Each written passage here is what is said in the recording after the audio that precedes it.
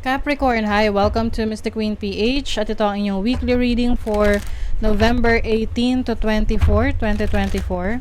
If you're interested in private readings, meron tayong link sa description at sa pinned comment. Paki-check nyo na lang information. Meron tayong promo. 25% discount sa mga tarot reading services for the month of November. Ayan. So, kung gusto nyo magpa-private reading, discounted yan.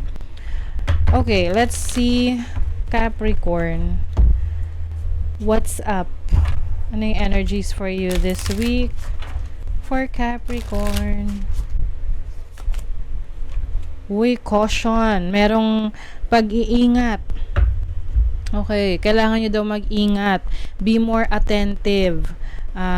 Kailangan maging vigilant kayo sa paligid ninyo.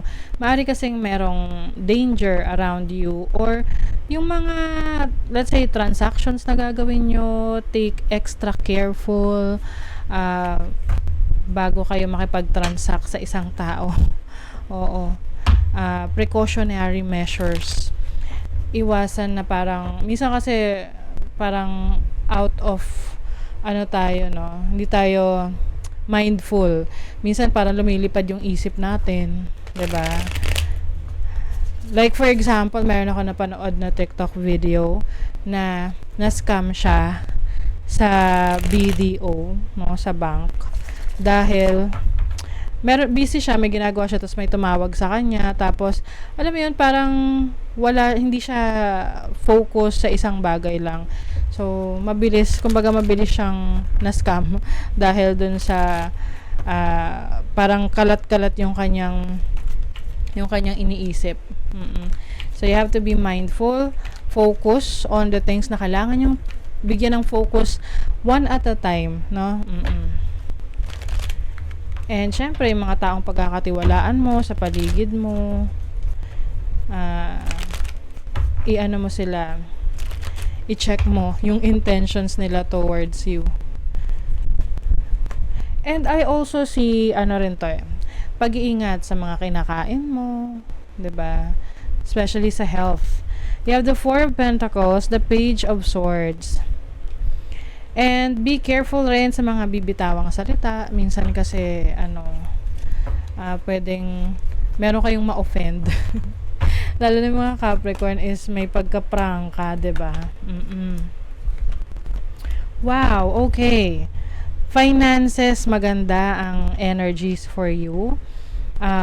Some of you papasok kayo sa isang business partnership, commitment sa career, sa business, or yung iba, this can be a relationship, no? Business partnership with friends, or if you're looking for a romantic partner, pwedeng makilala mo to sa isang party or ni-refer ng isang kaibigan, tipong ipinakilala sa'yo ng kaibigan mo, and maaring magkaroon ng romantic connection dyan. You have the Four of Pentacles. This is stability in your finances.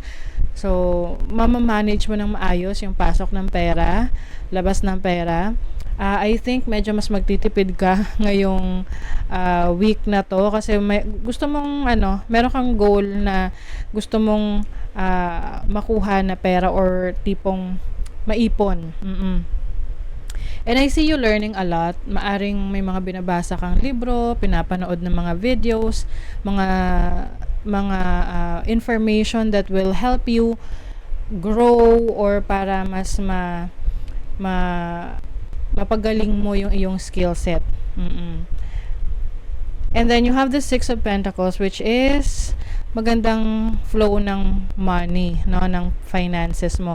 Yung iba sa inyo, may kakayanan kayo na tumulong sa iba, kung meron kayong kamag-anak, mahal sa buhay, na nangangailangan ng tulong financially, maaring ito ay tutulungan ninyo. And if in case ikaw yung kailangan ng tulong financially, merong tutulong. Kailangan mo lang syempre na humingi. Sabi nga ask and you shall receive, 'di ba? Oo. And then pwede ring merong business proposal, no? This can be a business proposal from your friend or from your loved ones, or ikaw mismo yung magpo-propose ng business na to, ng opportunity na to. Tingnan mo, nasa ilalim is the Empress. The Empress is about abundance, creativity. This is also your health.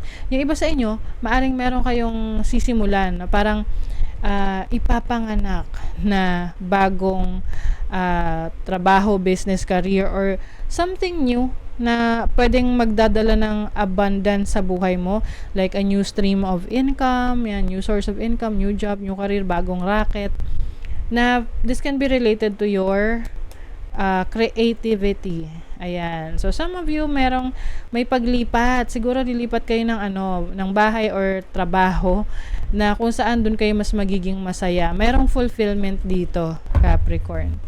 Okay, let's see what else.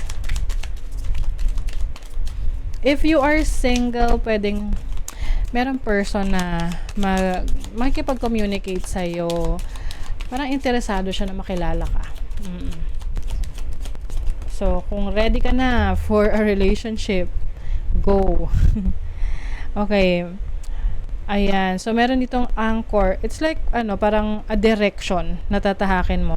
I feel like someone is also helping you. May tumutulong sa'yo. May someone na nag-guide sa'yo on which path to take.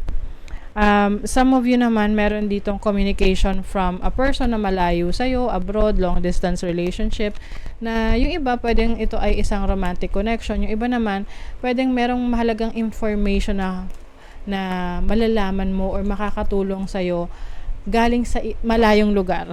Okay? Just take what resonates. You also have dog. So, dog is about, this is loyalty. So, maaring merong person sa buhay mo ngayon na pinagkakatiwalaan mo, like your best friend, who is really there for you, no? Oo, maaring romantic person mo rin yan.